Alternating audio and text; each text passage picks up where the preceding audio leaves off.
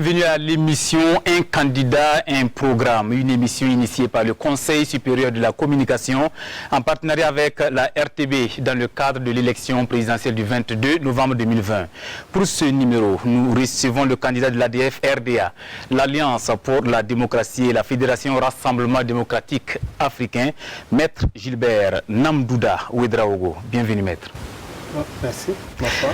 Un candidat, un programme que j'ai le plaisir de présenter avec mon confrère des éditions Sidoya, Anselme Kambiré. Anselme, merci d'être là. Merci.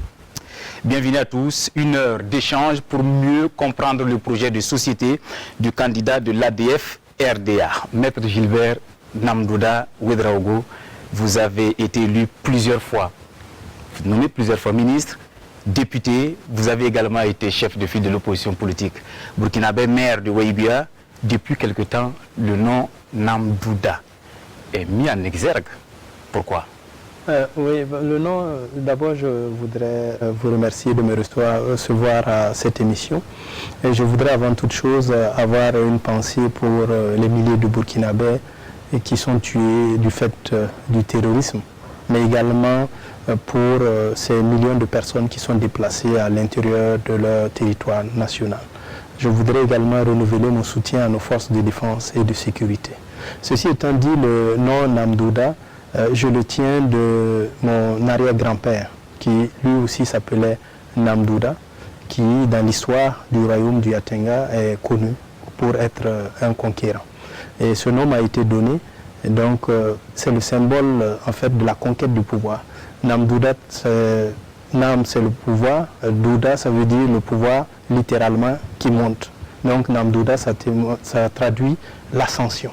Et ce nom donc étant le mien, le moment est venu de l'utiliser, puisque vous savez que traditionnellement, quand on part à la conquête du pouvoir, et quand on a le pouvoir, on a des noms de guerre.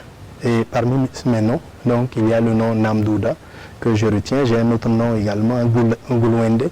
Et en tout cas, mes parents m'ont donné, ils m'ont gratifié de pas mal de noms. Et donc, selon les circonstances, j'utilise le nom qui me convient le mieux. Mais vous êtes dans l'arène politique il y a bien longtemps. Avant, vous n'utilisez pas ce nom. Parce que c'est le moment venu maintenant. Le moment est venu, ça fait bien longtemps que je suis dans l'arène politique, mais c'est la deuxième fois que je suis candidat à une élection présidentielle. Et le nom, donc, j'ai commencé à l'utiliser dès la première conquête, donc, lorsque j'ai voulu me présenter, il y a 5 ans de cela. Et aujourd'hui, donc, je réutilise ce nom, Namdouda. Maître, dans votre programme, la sécurité nationale est une priorité. Et votre vision en la matière est fondée sur 2 piliers, notamment la prévention et l'opérationnel. Dites-nous comment vous comptez prévenir, en tout cas, l'insécurité au Burkina. Oui, au niveau de l'insécurité, la prévention se fait à plusieurs niveaux. D'abord, le premier niveau, c'est celui du renseignement.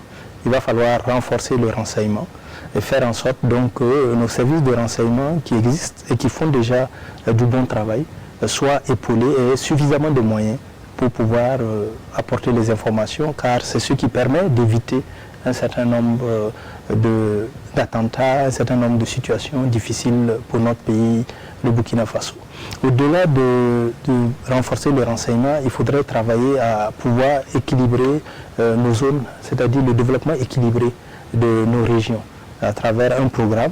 Je prévois donc qu'on puisse avoir un référentiel national de développement harmonisé de notre pays, le Burkina Faso, pour faire en sorte que le citoyen qui est à Bogandé ou qui se retrouve à Falanguntu ou qui se retrouve à Lerasso ou à Nematoulaye se sente burkinabé à part entière. Et cela va aider donc à pouvoir lutter contre le terrorisme. Il y a également aussi qu'il y aura des programmes d'accompagnement de la jeunesse et dans ce domaine, je prévois donc dès 2021, une fois élu, dans le budget 20 milliards de francs CFA pour venir en aide aux jeunes des régions de manière à ce qu'ils puissent développer des projets et qu'ils puissent être accompagnés dans la mise en œuvre de ces projets. Il y a également la mobilisation au niveau des jeunes et des femmes pour que toutes ces personnes-là puissent être des relais dans l'information et dans la lutte donc, contre le terrorisme. Et ça, c'est le volet prévention. Au-delà du volet prévention, il y a le volet même opérationnel. Et là, il faut renforcer donc nos forces de défense et de sécurité en appuyant nos forces de défense et de sécurité, en leur dotant du matériel militaire à même de leur permettre donc de mener le combat. Il faut renforcer leur formation. Il faut également, je prévois, de créer des unités spéciales dans tous les corps donc, d'armée et paramilitaires, parce que ces unités spéciales auront pour mission justement de lutter contre ce type de phénomène, parce que nos armées n'ont pas été formées à faire face à cette menace, c'est une menace nouvelle et il faut faire quelque chose. Il y a également que je prévois de pouvoir venir en aide aux forces de défense et de sécurité et encourager une prime d'incitation, une prime d'aide par rapport à la lutte contre le terrorisme. Et les soldats qui sont tombés sur le sol burkinabé, les forces de défense et de sécurité auront droit donc à une majoration de 2 points de leur grade, et cela servira au calcul de l'indemnité qui sera versée pour le capital décès. Et je dois rappeler que de toutes les formations politiques au Burkina Faso, l'ADF-RDA est la seule formation politique qui est justement très sensible, attentionnée à la question de la sécurité de notre pays et à la situation que vivent nos forces de défense et de sécurité, a renoncé à sa subvention de l'État, à savoir une somme de 19 600 000 francs que nous avons remis donc, pour que cela puisse être reversé pour accompagner nos forces de défense et de sécurité et leur permettre d'être donc à même de lutter contre ce phénomène. C'est donc dit qu'une fois à la présidence du FASO, je ferai de l'accompagnement des forces de défense et de sécurité une préoccupation personnelle et je puis les assurer qu'ils auront la dotation suffisante et les moyens nécessaires pour mener le combat. Il y a aussi le volet diplomatique. Je termine donc par là. Il s'agira aussi de travailler à un plus grand rayonnement de notre pays, le Burkina Faso, et de travailler par nos relations à pouvoir nous éviter certaines situations, car vous savez, il y a plusieurs points. Il y a la prévention, donc à travers donc, les actions de prévention, il y a l'opérationnel, mais il y a également aussi le volet diplomatique qui vient compléter donc toutes ces actions et qui permettent donc de mettre notre pays à l'abri de la situation que nous vivons actuellement. Et mon objectif à terme, c'est de pouvoir travailler à restaurer notre pays sur ses territoires et ses anciennes limites. Un pays qui a été dirigé par mon parti, le RDA, qui a conquis l'indépendance pour notre pays, le Burkina Faso. Et aujourd'hui, donc, nous, en tant qu'héritiers du RDA, nous avons le devoir de préserver l'entièreté du territoire national et surtout de réinstaller les personnes déplacées dans leur village d'origine en toute sécurité et en toute dignité. Et cela, nous prenons l'engagement de le faire. De lutter aussi contre les violations des droits humains, les exactions, et de lutter et de sanctionner sévèrement donc, les cas liés à l'ethnicisme, à l'intégrisme et à la xénophobie. Maître, permettez-moi d'insister sur un volet. Vous avez prévu une indemnité dite spéciale terrorisme. En quoi cette indemnité est-elle différente de ce qui existe aujourd'hui? Oui, je dois dire qu'en réalité, beaucoup de nos propositions ont été prises en compte aujourd'hui, même si il n'a pas été dit que c'est la proposition de l'ADF-RDA, parce que après l'attaque de Koutougou, nous avons proposé un certain nombre d'éléments. C'était d'abord cette proposition-là de calcul du capital décès, c'était cette proposition aussi de l'indemnité spéciale qu'il fallait mettre en place, et puis aussi nous avions proposé qu'on puisse avoir une réserve de volontaires.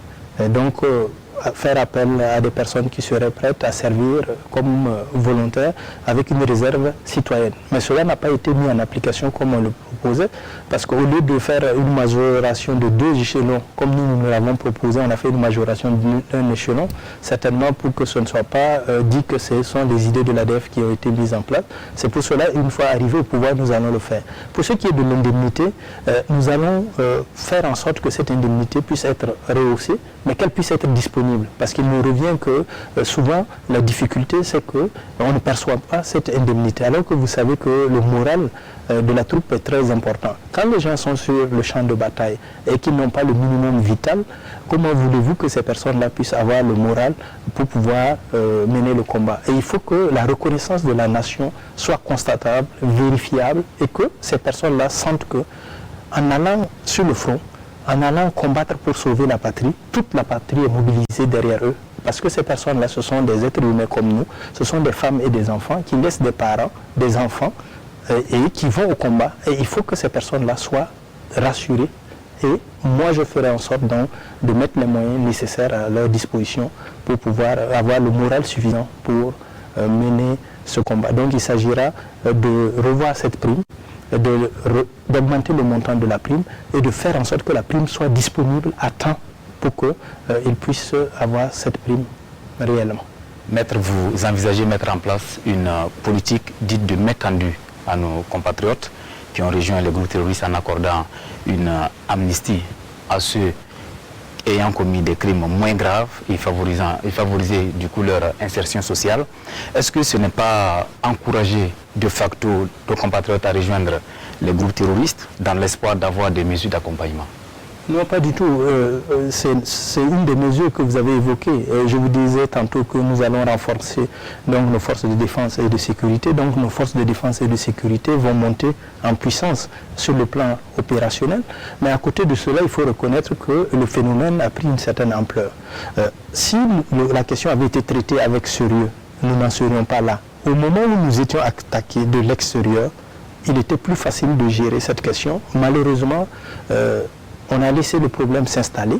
Le pays aujourd'hui est occupé en grande partie et nous avons nos propres frères qui ont pris des armes contre la patrie. À partir de ce moment-là, nous devons en tenir compte et voir comment créer les conditions pour que ceux qui sont déjà engagés sur le théâtre des opérations, mais qui n'ont pas de sang sur les mains, puissent revenir à la patrie. Et là, il y a un travail à faire et c'est en cela que nous disons que nous sommes prêts à dialoguer avec ceux qui veulent dialoguer, à condition que cela ne remette pas en cause l'intégrité du territoire national, que cela puisse préserver les vies de nos forces de défense et de sécurité, de nos concitoyens, et que cela ne remette pas en cause la forme organisationnelle de l'État burkinabé. À partir de ce moment-là, nous pensons que un président du Faso, c'est d'abord le père de la nation. Et un père de famille est soucieux du devenir de ses enfants.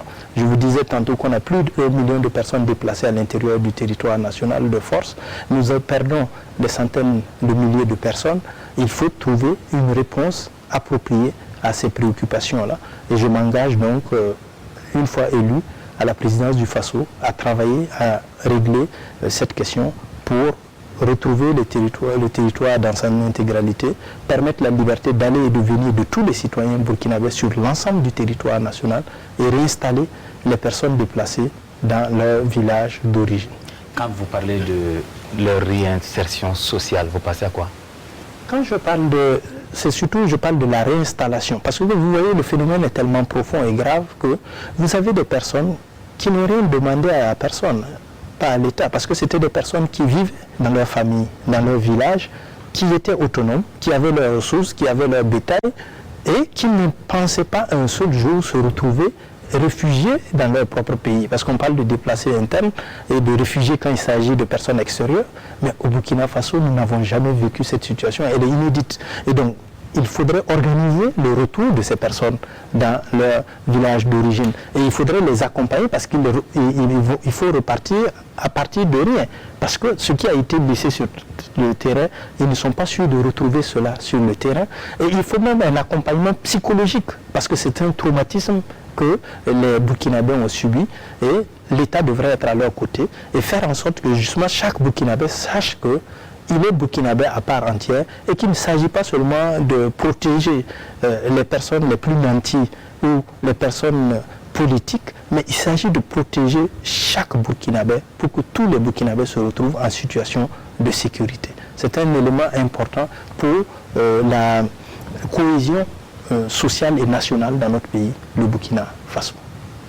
Maître, vous prenez également dans votre projet de société la réconciliation nationale. Quelle sera votre démarche pour y parvenir? La réconciliation nationale, c'est quelque chose auquel j'y tiens. Et en tant que président de la CODER, je me suis déplacé personnellement à l'extérieur pour rencontrer d'abord à l'intérieur les chefs d'État du Burkina Faso, les anciens chefs d'État, et le président Compaoré à l'extérieur. Et j'ai rencontré le président Kaboré. Et nous avons proposé une démarche simple avec un mémorandum qui n'a pas été mis malheureusement en œuvre. Et je mettrai cela en œuvre dans les 3 mois de mon élection. De quoi s'agit-il? Il s'agirait de convoquer l'ensemble des forces vives de la nation et de proposer des termes de référence pour arriver à un modèle propre au Burkina Faso de réconciliation nationale, car il n'y a pas de schéma type de réconciliation nationale. Il s'agirait donc de demander à toutes les forces vives de la nation de se retrouver et de dire quel schéma de réconciliation nationale est le meilleur pour notre patrie, le Burkina Faso. Avant le débat, c'était fallait-il aller à la réconciliation, oui ou non? Aujourd'hui, tout le monde est d'accord que nous devons aller à la réconciliation. Mais de quelle réconciliation s'agit-il? Et comment nous allons à cette réconciliation?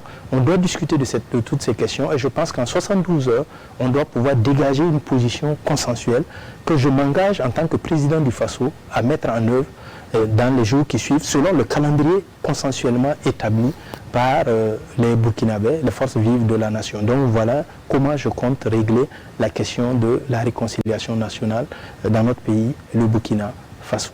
Maître, vous comptez libérer toutes les personnes, c'est le passage que je lis, toutes les personnes détenues pour leur opinion politique et permettre le retour des exilés politiques.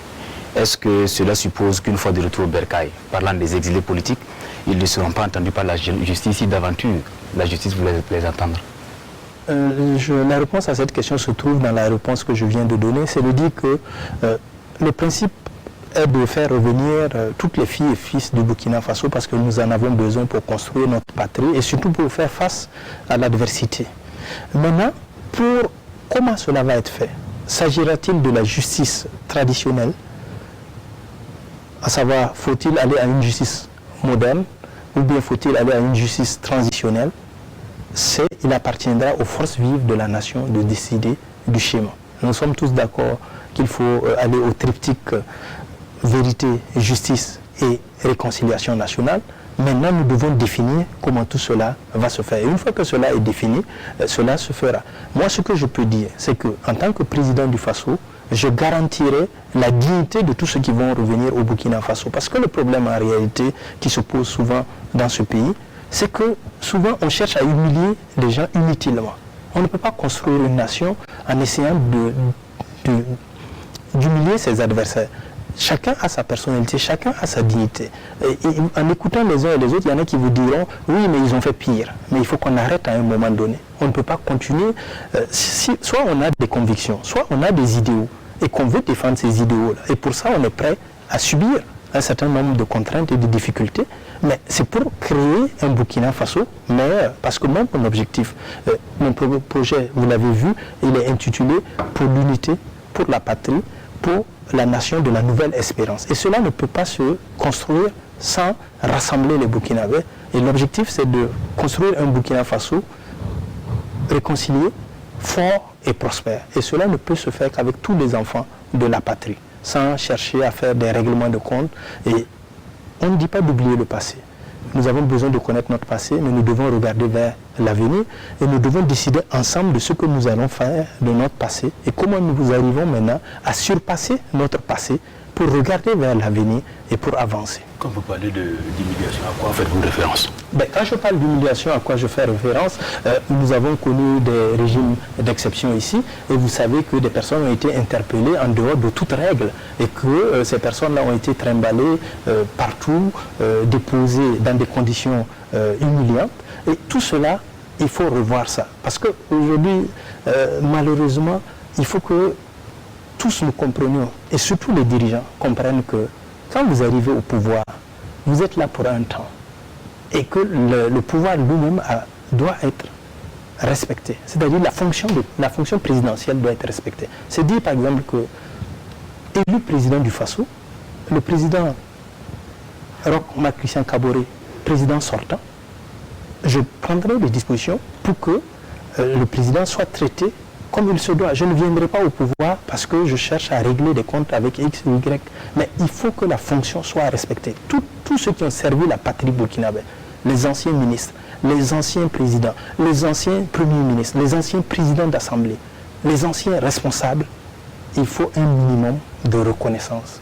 Quelles que soient les fautes des uns et des autres, chacun pourra répondre face à la justice. Mais tout doit se faire dans un esprit de construction et non dans un esprit de vengeance où on cherche à régler ou à humilier quelqu'un tout simplement parce qu'on estime que quand il était au pouvoir, il m'a fait ça, ou parce que je n'ai pas obtenu tel avantage ou tel privilège quand il était au pouvoir. Il faut tourner cette page-là. Il faut des hommes politiques qui ont l'amour de la patrie, qui sont capables de s'élever au-delà de ces petites querelles et qui se disent non, construisons un Burkina Faso fort, réconcilié et prospère. Vous voyez, en Europe, si les chefs d'État sont prompts à libérer la place, c'est parce qu'ils savent que il n'y aura pas toutes ces petites invectives, tous ces règlements inutiles de compte. Bon, maintenant chacun répond. Moi, je ne suis pas là pour dire qu'il faut absoudre quelqu'un. Celui qui a affaire à la justice aura à répondre à la justice, mais on ne fera pas en sorte que ce soit des procès créés uniquement tout seulement parce qu'on veut créer des problèmes à une personne. Du reste, vous avez dit qu'il n'y aura aucune interférence dans les affaires judiciaires. Oui, tout à fait. C'est ce que je suis en train de dire. Dans votre projet. Exactement. Il n'y aura pas d'interférence. Donc la justice fera son travail normalement. Parce que justement, ces formes d'humiliation-là viennent du fait que c'est souvent des interférences dans le processus judiciaire pour faire en sorte qu'on puisse interpeller. Il y a des gens qui ont été interpellés sans mandat et rien n'a été respecté. Ils ont été embarqués, manu militari, derrière des pick-up, traverser la ville. Bon, il faut qu'on sorte de tout ça. Maître, est-ce à dire que la justice va surseoir à certains dossiers des exilés politiques? Non, là, je vous disais tantôt que la justice va faire son travail. Donc, il n'y aura pas d'interférence dans le fonctionnement de la justice. Maintenant, par rapport au processus de réconciliation nationale, si les forces vives de la nation, y compris la justice fait partie des forces vives de la nation, aboutissaient à un consensus sur une démarche, cette démarche-là serait donc légalisée à travers l'adoption d'une loi à l'Assemblée nationale qui indiquera ce qu'il faut faire. Voilà. Donc tout sera fait conformément à la loi et de manière transparente. Il n'y aura pas de favoritisme, mais il n'y aura pas aussi de chasse aux sorcières et de volonté de règlement de compte. Il faut qu'on aille au-delà de cela, parce qu'une nation, ça se construit en rassemblant les fils et les filles de cette nation. Il n'y aura pas de calcul politicien en disant oui, si un tel se renforce, moi je suis foutu parce que je ne pourrai pas avoir un second mandat, parce que si un tel... Non, il faut qu'on sorte de ça. Maître, vous voulez consacrer la fête nationale du 11 décembre en journée nationale de l'unité nationale, c'est ce que vous avez écrit. Éclairez-nous davantage. Oui, voilà. Jusqu'à présent, nous célébrons donc la fête nationale et nous voulons donner un sens et un contenu à cette fête nationale. Au-delà de l'indépendance, il faut que ce soit un élément qui renforce la cohésion entre les Burkinabés. Donc nous allons consacrer la fête nationale comme une journée nationale de l'unité et une journée des communautés. Nous allons permettre donc à cette occasion, un peu partout, les communautés burkinabées puissent se rencontrer, s'interpénétrer, mieux se connaître, les parents à plaisanterie, et l'État va accompagner cela pour permettre un meilleur brassage des communautés. Et donc chaque fête nationale sera l'occasion donnée aux Burkinabés de se retrouver. Ici, nous avons même une journée nationale des communautés internationales. Mais nous n'avons pas de journée nationale des communautés burkinabées. Et c'est à l'occasion donc de la fête nationale que nous allons célébrer cette unité nationale retrouvée dans l'idée de permettre un brassage entre les Burkinabés. Donc la fête nationale sera maintenue. Elle sera maintenue. Que la forme change. Tout à fait. La fête nationale ne peut pas être supprimée puisque c'est peut-être vous voulez parler de la commémoration de la fête nationale. Sinon la fête nationale elle est maintenue. Maintenant à travers les actions que nous allons mener, à travers cette fête nationale, ce sera tourné vers la recherche de l'unité et la cohésion nationale. Elle sera retenue comme journée de l'unité nationale, une journée de brassage entre les communautés burkinabées pour permettre aux communautés de mieux se connaître, de mieux se rapprocher et éviter la stigmatisation inutile entre communautés. Il n'y a pas de risque que les Burkinabés vous disent que vous voulez supprimer un pan de l'histoire du Burkina? Non, en quoi on supprime un pan de l'histoire du Burkina Faso en créant une journée de l'unité, puisque c'est toujours la fête c'est la fête de l'indépendance. Seulement, elle est consacrée comme une journée de l'unité, donc il n'y a aucun changement. Maître, le Burkina, sous votre direction, que sera-t-il la date du 31 octobre qui commémore la journée de l'insurrection populaire? Tout cela ne nous pose aucun souci. C'est comme je l'ai dit, en fait, nous devons assumer notre histoire. Et nous devons vivre notre histoire. Et toutes ces questions du nombre de fêtes, pas la fête de l'insurrection seulement, mais je voudrais dire que dans le débat que nous allons avoir sur la réconciliation nationale, nous allons nous entendre aussi sur le nombre de jours fériés. Parce que dans mon objectif aussi, au-delà de parler de la question de la réconciliation nationale, c'est de remettre les Burkinabés au travail. une fois élu, j'ai pris l'engagement, j'irai de mon propre gré à la Bourse du Travail pour rencontrer les travailleurs, pour relancer le débat sur la forme de coopération la plus performante et la plus convenable entre les partenaires sociaux et l'État burkinabé et reconnaître le travail qui est fait par les partenaires sociaux et discuter avec eux de manière à remettre les Burkinabés au travail. Et à cette occasion, donc, nous pourrons aborder toutes ces questions pour voir comment nous allons pouvoir permettre à notre pays, le Burkina Faso, de renouer avec le travail. Donc ce sont des questions qui vont être discutées et nous allons également voir, comme je le disais tantôt, dans le calendrier, parce que pour remettre les Burkinabés au travail suppose également aussi revoir le nombre de jours fériés au Burkina Faso. Et dans cette discussion, avec les forces vives, nous allons arrêter un nombre maximal de jours fériés dans l'année et nous allons convenir ensemble avec les forces vives de ces dates qui seront retenues et les lois qui s'imposent seront prises pour se conformer à cela. Parce que moi, j'assume l'histoire du Burkina Faso, je suis fier de mon histoire, je n'ai rien à renier dans l'histoire de mon pays et justement, quand je parle de réconciliation, c'est réconcilier aussi les Burkinabés avec leur histoire et faire remonter la véritable histoire, pas l'histoire des vainqueurs du jour, mais l'histoire de tous les Burkinabés. Tout le monde doit se retrouver, et les vainqueurs et les perdants. Tous les Burkinabés doivent se retrouver dans l'histoire du Burkina Faso. Maître, si vous êtes élu demain président du Faso, est-ce que nous irons à la 5e République? Il n'est pas exclu que nous allions à la 5e République, mais je dirais que ce n'est pas la priorité, car la 5e République n'apportera pas plus que la 4e République en termes de repas quotidiens pour les Burkinabés et d'éducation ou de meilleure santé des Burkinabés. Ma préoccupation, une fois élu donc, serait de travailler à d'abord sécuriser mon pays, le Burkina Faso. Après avoir sécurisé mon pays, réinstaller les déplacés dans leurs zones et villages d'origine. Et après cela, je mettrai en action ce que j'appelle, moi, j'ai mon triptyque particulier qui est sécurité, santé et éducation. Donc, je prévois dans le domaine de la santé et dans le domaine de l'éducation d'adopter un pacte national sur 30 ans.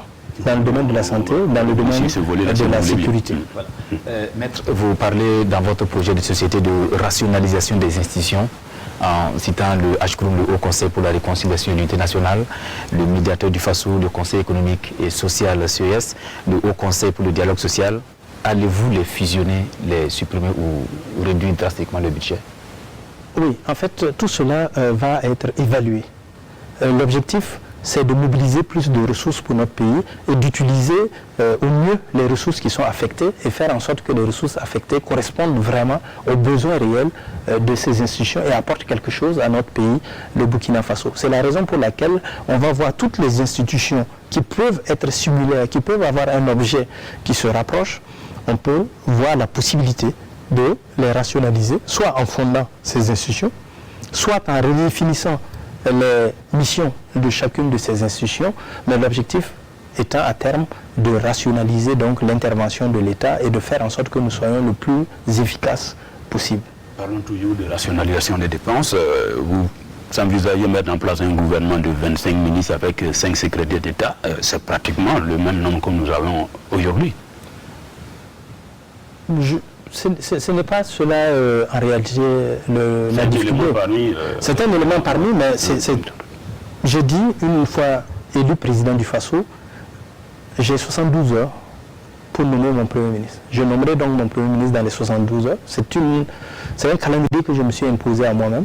Et dans les 96 heures, le Premier ministre devra mettre en place ce gouvernement. Et ce gouvernement sera composé de 25 ministres et de 5 secrétaires d'État. Mais la différence avec celui d'aujourd'hui, c'est que ce seraient des personnes compétentes pour faire le travail. Ce seraient des personnes donc, qui remplissent les conditions et qui peuvent permettre de mobiliser par leur travail des ressources supplémentaires et additionnelles pour notre pays, le Burkina Faso. Donc, mon gouvernement ira au-delà de ma formation politique. Je ne suis pas dans la ségrégation, je suis plutôt dans l'ouverture et les Burkinabés ont besoin d'être appelés tous à se mettre au travail. Tout le monde ne fait pas forcément de la politique. Quand vous parlez de rationalisation, vous avez une trentaine de ministres, c'est en adéquation avec ce que vous prenez. Parce qu'on vous a dit que 30 ministres c'est beaucoup. C'est ce que vous voulez dire? Ça paraît beaucoup. Non, 30 ministres, c'est raisonnable. Nous avons eu plus de 30 ministres, souvent. Et ça dépend de ce qu'ils vont faire. Il faut tenir compte aussi de nos réalités. Parce que quand je parle de 25, si vous avez bien lu mon programme, vous verrez que quand je parle de 25, c'est en réalité, il s'agit de 25 ministères. Donc pas plus de 25 ministères. Et 5 voilà, les secrétariats d'État seront rattachés. Donc vous voyez, donc à ce niveau, il s'agira de cibler les secteurs clés de notre pays, le Burkina Faso. Et nous pensons qu'à l'étape actuelle des choses, vouloir faire moins que 25 ministères, ce ne serait pas réaliste. Sinon, s'il y a un qui peut donner des exemples en matière de réduction et du nombre de membres du gouvernement, c'est bien le RDA. Le RDA qui, sous la Première République, avait 15 ministres. Donc le RDA, c'est ce qu'il fait à la matière. Mais nous pensons que 15 ministres, donc en 1974, aujourd'hui 25 ministres, c'est avec l'évolution de la population burkinabé, avec toutes les tâches à remplir, nous pensons que cela ne pose pas un problème par rapport à la rationalisation. Parce que quand on parle de rationalisation, ça ne veut pas dire réduction. J'ai le sentiment que vous semblez ramener la rationalisation à la réduction. Non, c'est pas il y a la rationalisation, ça veut dire être plus efficace et atteindre plus de résultats avec le moins de personnes possible. Et nous pensons qu'avec ces 25-là et ces 5. Et suite, comme je le disais tantôt dans notre programme, nous prévoyons que nous tenions compte aussi de la répartition géographique. Parce que tout ça, ce sont des éléments d'équilibre. Nous avons 13, oui, dans la compétence, nous avons 13 régions. Et il est important aussi, dans l'appel aux compétences, qu'on puisse faire en sorte que les régions puissent être représentées dans le gouvernement qui va être mis en place. Maître, vous comptez mettre en place un conseiller genre dans tous les départements ministériels, y compris la présidence du FASO et la primature. Ça rime à quoi? Oui, là également c'est par rapport à la question donc, de la femme et de la jeunesse. Parce que nous constatons aujourd'hui qu'il n'est pas fait suffisamment de place à la jeunesse et à la femme. Et c'est la raison pour laquelle comme nous voulons mettre l'accent sur la politique du genre, d'abord nous allons relire la politique du genre, mais au-delà de cela, nous allons nommer des conseillers genre auprès de tous les ministères, auprès du président du FASO que je suis, et auprès donc du Premier ministère, ils auront pour tâche chaque fois de s'assurer que dans toutes les politiques qui sont prises, on tient compte de la question du genre et que la femme est prise en compte, les jeunes sont pris en compte, parce que tout ça, ce sont des éléments de réconciliation nationale. Quand on parle de réconciliation nationale, souvent, il y en a qui voient une réconciliation entre les hommes politiques. En fait, nous allons plus loin. Donc, nous, quand nous parlons de réconciliation nationale, nous voyons le citoyen burkinabé qui peine, le citoyen burkinabé qui souffre, le citoyen burkinabé qui est dans le non-loti, qui a le sentiment qu'il n'est pas burkinabé comme les autres burkinabés, le citoyen burkinabé qui ne sait pas comment accéder à la justice, les inégalités à réduire, le citoyen burkinabé qui n'a pas accès à l'eau potable. C'est tout cela qu'il faut réaliser et c'est ça qui va amener la cohésion nationale, l'unité nationale et la véritable réconciliation des Burkinabés. Et c'est pour cela que nous disons donc au niveau du genre également, il faudrait que les femmes et les jeunes se sentent pris en compte. D'ailleurs, par rapport à la jeunesse, nous prévoyons de doter le Conseil national de la jeunesse d'un budget de 100 millions par an et de nommer le président du Conseil national de la jeunesse, conseiller technique chargé des questions de la jeunesse auprès du Premier ministère. Pourquoi auprès du Premier ministère? Parce que c'est là où la politique gouvernementale se mène. On pourrait dire, mais pourquoi ne pas le nommer auprès du président du FASO? Nous y avons pensé. Mais nous avons pensé que l'action opérationnelle du gouvernement se mène au Premier ministère et il faut qu'il soit au cœur de l'action gouvernementale pour permettre d'impliquer les jeunes dans les politiques qui vont être mises en œuvre par le gouvernement. Maître, en matière de relance de l'économie burkinabé, quels sont les leviers sur lesquels vous comptez activer pour en tout cas relancer l'économie burkinabé? Au niveau de la relance de l'économie burkinabé, d'abord je voudrais dire que nous avons un plan ambitieux pour les 5 années à venir. Nous avons un programme avec un budget de 17 600 milliards de francs CFA. Nous voulons passer dès la première année en 2021 à un budget de 3 000 milliards de francs CFA avec un taux de progression de 8% chaque année. Ce budget sera subdivisé en 3 grandes parties. 55% de notre budget sera consacré à l'investissement, 40% au fonctionnement et 5% à la dette publique et à la contribution pour la solidarité nationale. Parce que nous avons créé la solidarité internationale. Nous avons créé ce volet-là pour que nous puissions montrer que l'État burkinabé peut être aux côtés même des plus puissants. En cas de calamité, en cas de difficulté au niveau international, nous souhaitons que l'État burkinabé, même si c'est 5 francs ou 10 francs, puisse apporter sa contribution pour montrer sa solidarité à l'international. Donc, comment nous allons mobiliser ces sommes? Nous allons mobiliser ces sommes à travers la facilitation des affaires. Nous allons améliorer le climat de facilitation des affaires.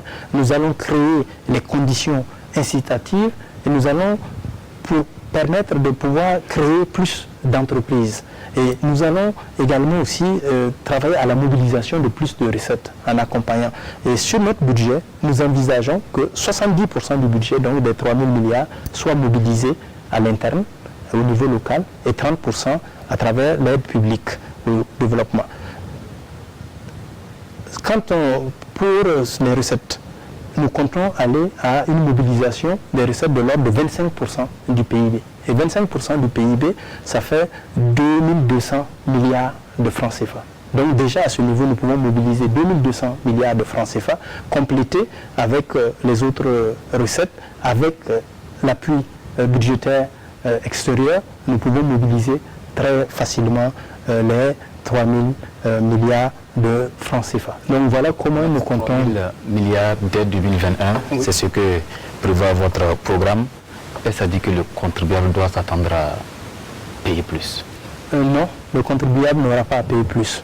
En fait, il y aura d'abord que l'État burkinabé va faire plus d'efforts et que nous allons améliorer la gouvernance. Et les ressources qui vont venir, ce sont des ressources qui existent déjà. Mais par la mauvaise gestion, ces ressources sont éparpillées et ne sont pas utilisées, ne vont pas où elles doivent aller. Donc nous allons, quand on vous parlait de rationaliser donc, le train de vie de l'État, et quand on vous parlait également aussi de... Nous allons aborder les questions de transparence, de lutte contre la corruption. Tout cela va permettre de mobiliser suffisamment de ressources et je vous parlais tantôt des 25% que nous pouvons mobiliser et de la motivation de ceux qui sont chargés de mobiliser davantage les recettes. Nous allons les mettre dans les conditions optimales de travail pour mobiliser davantage de ressources. Et nous allons élargir et approfondir l'assiette donc fiscale. Comment cela? C'est-à-dire que les entreprises existantes déjà, si elles arrivent par le climat des affaires, par l'amélioration du climat des affaires, à faire beaucoup plus d'affaires qu'elles ne le font actuellement, parce qu'actuellement c'est la morosité totale, s'il y a des opportunités d'affaires, ça veut dire un accroissement de leur chiffre d'affaires, et dans l'accroissement de leur chiffre d'affaires, ça veut dire plus de recettes fiscales pour les mêmes personnes. Ensuite également, comme nous allons travailler à créer, accompagner dans la création de nouvelles entreprises, ces nouvelles entreprises vont créer vont faire du profit, du bénéfice et seront imposées sur leurs bénéfices et tout cela va permettre donc de mobiliser plus de ressources. Donc il ne s'agirait pas d'augmenter les impôts, mais il s'agirait d'assainir d'abord le domaine donc, des finances publiques à travers une bonne gouvernance et de faire en sorte de créer les conditions à l'amélioration donc du climat des affaires, de payer la dette intérieure pour relancer notre économie et enfin de remettre les Burkinabés au travail. Et ce travail va produire forcément des recettes. Parce que notre objectif, c'est de bâtir avec les Burkinabés une nation forte, réconciliée et prospère et avoir des Burkinabés qui sont bien logés, avec un logement décent, bien éduqués, bien vêtus et sainement nourris, avec une bonne santé. Dans le budget, vous l'avez dit tantôt, 55% sera consacré à l'investissement, 40% au fonctionnement et 5% pour la dette et puis le soutien du Burkina à la communauté internationale en cas de catastrophe. Est-ce que cela sous-entend une réduction du budget de fonctionnement, y compris par exemple les salaires? Justement, je m'attendais à cette question. En réalité, vous aurez vu que la masse salariale dont on parle aujourd'hui par rapport au budget, elle est relative au budget de 2100 milliards que nous avons aujourd'hui. Nous comptons passer à un budget de 3000 milliards. Ce qui veut dire déjà que le rapport ne sera plus le même. Vous ne pouvez pas avoir un même rapport par rapport à la masse salariale avec 2100 milliards et avec 3000 milliards. Donc de ce côté déjà, en augmentant donc, le budget de l'État, cela réduit la masse. Et nous avons dit que le budget de fonctionnement sera de 40%. Au-delà de cela, nous vous avions dit que nous allons échanger avec les partenaires sociaux. On va mettre sur la table toutes les questions et comment faire pour les remettre au travail et quelles sont aussi les préoccupations de ces travailleurs-là. Et nous allons discuter de toutes les questions et nous adopterons ensemble une démarche consensuelle. Vous aurez remarqué que depuis que je suis là, je vous parle de démarche consensuelle parce que c'est ma façon de gouverner. Je dis, je suis candidat pour le rassemblement des Burkinabés, je suis candidat pour la rupture dans la manière de faire. On ne peut pas continuer à faire la même chose et obtenir un résultat différent. Et moi, la méthode, ce sera la concertation, la recherche du consensus, parce qu'un président du Faso, il est en réalité le porte-parole du peuple. Il a été mis en place par le peuple et c'est le peuple qui lui a donné mandat. Il faut donc repartir vers le peuple régulièrement pour avoir auprès de ce peuple les indications et comment avancer. Et en discutant en toute responsabilité et en toute transparence avec les partenaires, je suis certain que nous trouverons la formule qui sera acceptable. Souvent, ça ne marche pas quand il y a un marché de dupes, mais quand tout le monde est conscient des réalités et de la sincérité, des efforts qui sont faits pour rationaliser le train de vie de l'État, des efforts qui sont faits pour lutter contre la corruption, pour qu'il y ait une transparence budgétaire, à partir de ce moment, tout le monde est prêt à suivre l'exemple, mais l'exemple vient d'en haut. Ce sont les premiers dirigeants d'abord qui doivent donner l'exemple et les autres suivront cet exemple et je donnerai l'exemple en tant que premier dirigeant de ce pays, le Burkina Faso. Le Burkina Faso est un pays minier. Maître, comment vous comptez gérer ce secteur-là? Oui, dans ce domaine-là, nous proposons d'abord justement sur la question de la mobilisation des ressources, de créer une entreprise minière à capital carrément d'État pour nous permettre justement de pouvoir avoir des recettes pendant un temps et le temps de pouvoir après passer cette entreprise à des privés locaux qui voudraient donc prendre en charge cette entreprise minière. Et nous allons aussi, la réglementation a déjà été revue, à l'expiration des cahiers de charges existants, nous allons relire les cahiers de charges en tenant compte de la réglementation qui est en vigueur. Nous allons également faire en sorte que de ce côté-là aussi, chacune des entreprises puisse respecter les engagements qui ont été pris, car vous constaterez qu'il y a des difficultés de recouvrement souvent parce que au niveau du respect des engagements et des cahiers de charges, cela n'est pas fait comme il se doit. Là également, nous ferons en sorte que la transparence soit de rigueur et que cela puisse apporter à l'État burkinabé de manière à pouvoir accroître justement les recettes. Et c'est surtout cela que nous comptons pour avoir les 3 000 milliards à la première année de notre mandat et de porter notre budget avec la progression de 8% à la dernière année de 5 ans, nous aurons un budget de 4 081 milliards de francs CFA. Vous avez dit que cette société minière qui sera créée avec un capital exclusivement national sera rétrocédée progressivement à un privé. Est-ce que vous n'allez pas créer une société pour la rétrocéder à vos proches, vos amis? Est-ce qu'on ne va pas vers ça? Non, pas du tout. Pas du tout. Il s'agirait de travailler à faire en sorte que les choses se fassent de manière transparente. D'ailleurs, la lutte contre la corruption, dans le programme, il est précisé que nous allons donner le pouvoir de poursuite aux organes de contrôle. Donc nous allons renforcer les organes de contrôle pour que les organes de contrôle puissent déclencher des poursuites dans certaines situations. Et toujours dans la lutte contre la corruption, nous avons prévu de créer les apporteurs d'affaires et de pouvoir rémunérer donc les apporteurs d'affaires à hauteur de 5%. Tout cela, c'est pour clarifier la manière dont les choses se passent et pour assainir donc le climat des affaires et faire assainir la gestion au niveau de la gestion publique. Maître, nous allons parler santé. Le coronavirus est toujours d'actualité au Burkina, mais on constate qu'il y a un relâchement dans le respect des mesures barrières.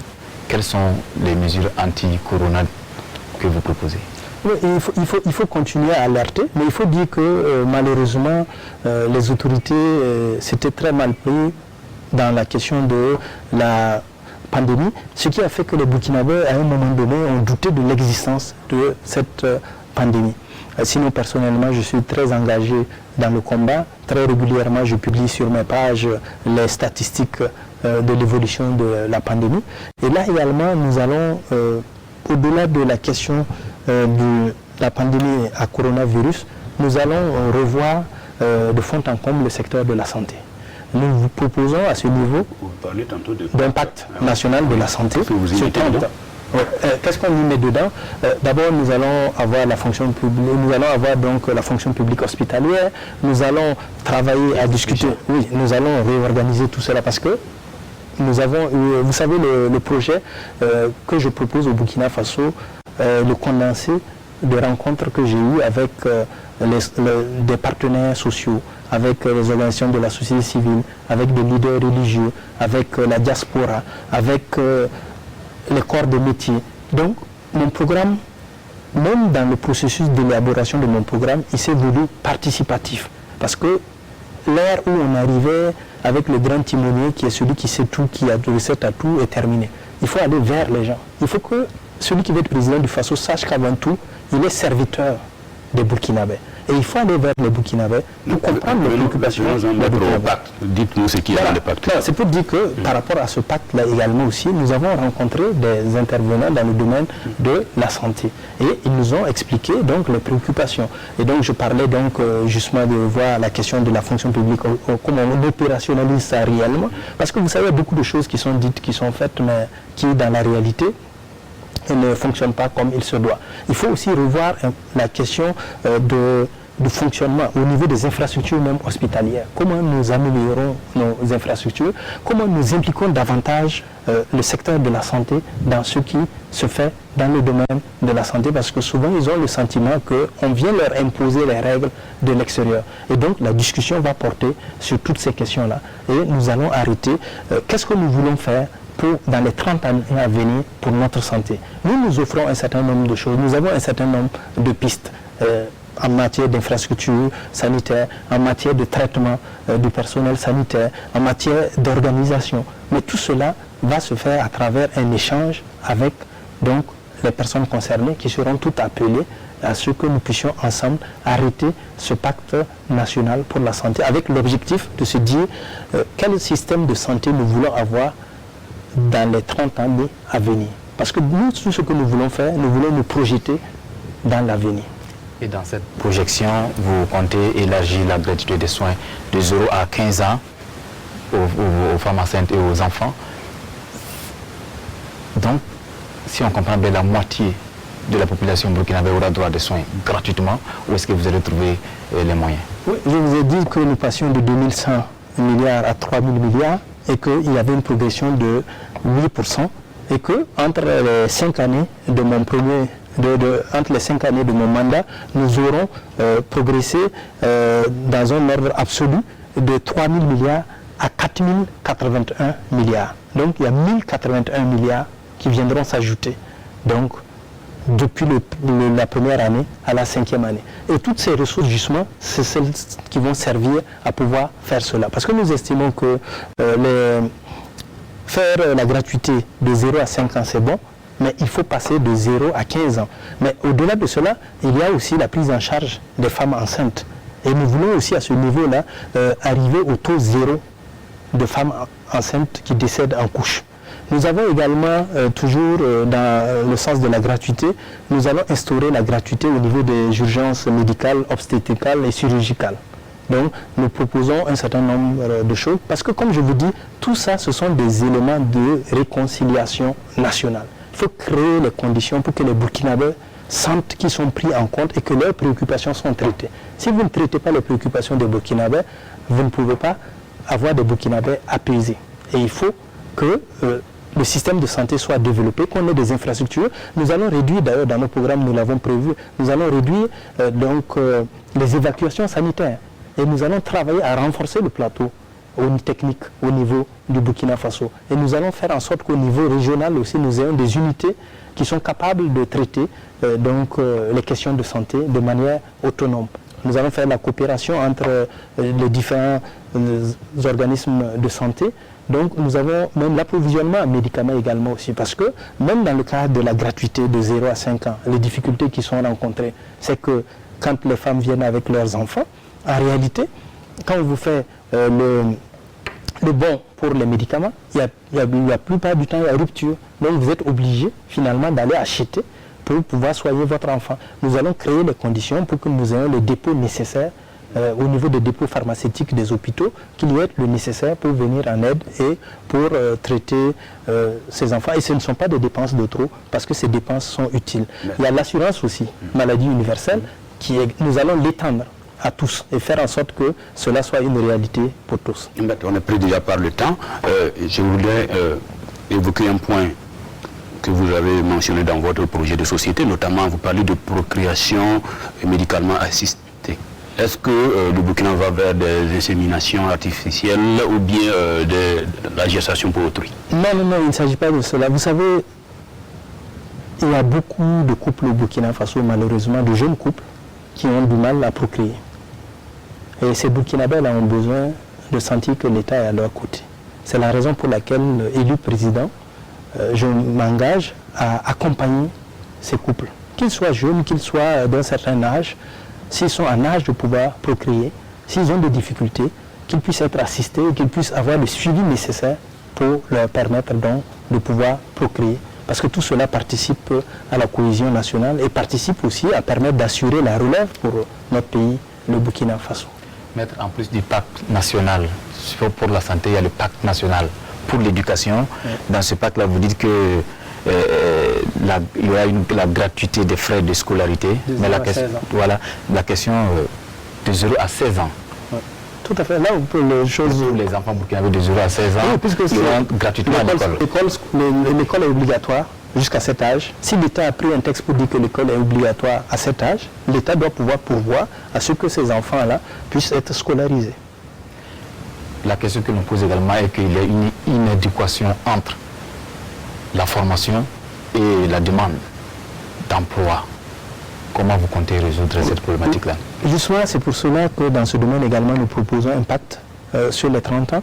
Et pour nous, l'objectif, c'est de pouvoir définir le type de Burkinabé que nous voulons en 2050. Une fois qu'on a défini ce type de Burkina que nous voulons en 2050, nous allons relier les curricula et faire en sorte que la formation, dès le primaire, dès même, je dirais, la maternelle, puisse préparer ce type de Burkinabé pour 2050. C'est dès maintenant que nous devons faire cela. Si nous attendons 2050, nous serons encore en train de parler d'un type de Burkinabé à venir. Et donc, cela va se faire dans le domaine de l'éducation. Nous avons aussi abordé la question des infrastructures universitaires, scolaires, au niveau des établissements d'enseignement secondaire. Là également, nous allons renforcer ces infrastructures. Nous avons parlé également aussi de... Vous avez vu qu'au niveau des années universitaires, il y a un chevauchement des années. Nous nous sommes donné 2 années pour pouvoir stabiliser ces années et faire en sorte que, donc, élus en 2021, en 2023, les étudiants burkinabés doivent avoir une année académique normale. Donc, en 2 ans, je travaillerai à faire en sorte que nous ayons une année académique normale au Burkina Faso. Maître, vous prévoyez 5000 forages en 5 ans. Quand on connaît le déficit en matière d'eau potable au Burkina, est-ce que ça ne paraît pas peu? Avant d'aborder la question des forages, laissez-moi continuer sur les emplois parce qu'il m'avait posé une question sur les emplois. Je prévois 500 000 emplois en 5 ans. Donc, et 5 millions, ce sont des 500 000 emplois directs et 5 millions d'emplois indirects. Et nous prévoyons d'accompagner également la jeunesse et nous avons dit qu'on va sauter le verrou, par exemple, de l'expérience pour l'employabilité des jeunes. On demande aux jeunes d'avoir une certaine expérience. Ils n'ont jamais travaillé. Comment voulez-vous qu'ils aient une expérience? C'est comme pour les chauffeurs. Il faut avoir commencé à conduire une fois, on vous demande une expérience quand vous venez d'avoir le permis. Donc tout cela pose problème. Ensuite, on a dit que nous allons dans le domaine de l'entrepreneuriat fondre les fonds de jeunesse pour faire un guichet unique en dehors des 20 milliards pour que les jeunes puissent avoir accès à ces fonds-là et pour pouvoir créer des entreprises. Nous prévoyons vraiment d'accompagner la jeunesse. Donc je reviens donc à votre question. Sur la question des forages, parce que j'ai vu dans votre programme forages, donc soit 1000 forages par an. Oui, quand on regarde les besoins en matière d'eau potable au Burkina, est-ce que ça ne paraît pas peu? Tantôt vous voyez que 25 ministres c'était trop, et puis maintenant 5000 forages, vous trouvez que c'est peu. Donc vous voyez, chaque fois vous posez la question de savoir finalement, est-ce que le budget va supporter? Sachez que nous aussi nous sommes confrontés aux mêmes réalités et nous avons regardé par rapport à ce que nous pouvons dégager dans chacun des secteurs, ce que nous pouvons faire, c'est 5000 forages par an. Mais ça, c'est ce pour lequel nous sommes engagés à réaliser. Mais si nous pouvons aller au-delà de 5000 forages, nous irons au-delà de 5000 forages. Mais dans le domaine de l'agriculture, par exemple, vous avez vu que nous avons dit que nous allons créer des forages à grand diamètre pour pouvoir permettre donc l'exploitation agricole et permettre donc à ce niveau de multiplier la culture de contre-saison.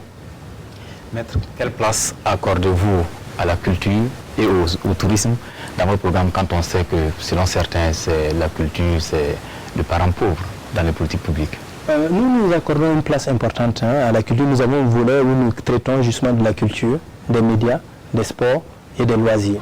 Et à ce niveau, nous pensons que tous ces secteurs doivent être renforcés. Et au niveau de la culture, il s'agira pour nous de renforcer les infrastructures culturelles et surtout de créer les conditions pour le développement de l'industrie culturelle, l'industrie du savoir. Et la formation également sur le volet sportif. Au niveau des médias, nous abordons également aussi la question de l'appui des médias. Par exemple, nous allons renforcer la formation au niveau des médias. Nous allons renforcer aussi la question de l'appui aux organes privés, l'appui de l'État. Nous allons faire en sorte que nous ayons des médias qui sont compétitifs. Au niveau du tourisme, là également, il faudrait que nous puissions agir sur le secteur du tourisme qui a été déjà très touché par la pandémie. Donc il faut voir comment renforcer ce secteur, comment à travers des fonds que nous allons mettre à disposition, relancer le tourisme. Et au niveau du tourisme, nous voulons qu'il y ait le tourisme international, que ce soit des personnes extérieures qui viennent, mais à l'interne également aussi. Il s'agirait de voir comment nous pouvons faire en sorte que les Burkinabés puissent découvrir leur pays, le Burkina Faso. Parce qu'on se rend compte que, généralement, les étrangers connaissent mieux le Burkina Faso que les Burkinabés eux-mêmes. Alors il faut créer des circuits touristiques à l'intérieur du Burkina Faso, accompagner et susciter donc pour que les Burkinabés puissent visiter le Burkina. Et ça peut commencer aussi par l'école et faire en sorte donc qu'on puisse, dans les colonies de vacances, organiser des circuits touristiques pour amener les Burkinabés à mieux découvrir leur terroir, le Burkina Faso. Quelles seront vos priorités en matière sportive? En matière sportive, les priorités, ce serait déjà de réhabiliter les aires de sport.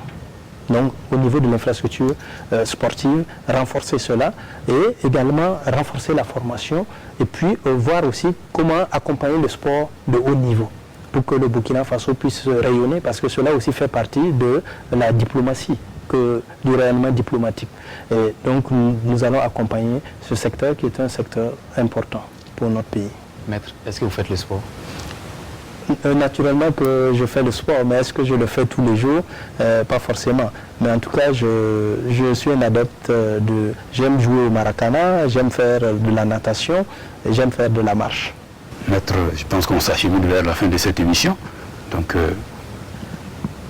ah oui? Déjà? Parce que je pense qu'il y a beaucoup de secteurs qui n'ont pas été abordés. Nous aurions souhaité évoquer, mais le temps qui nous a été imparti ne nous permet pas d'aller au-delà. Donc voilà. Merci, Maître, pour toutes ces précisions concernant votre projet de société que nos téléspectateurs ont eu l'occasion de mieux connaître. Ce numéro de votre émission Un candidat, un programme s'achève avec notre invité, Maître Gilbert Namdouda Ouedraogo, candidat de l'ADF RDA à la présidentielle du 22 novembre prochain. Mesdames et messieurs, merci de l'avoir suivi. À bientôt.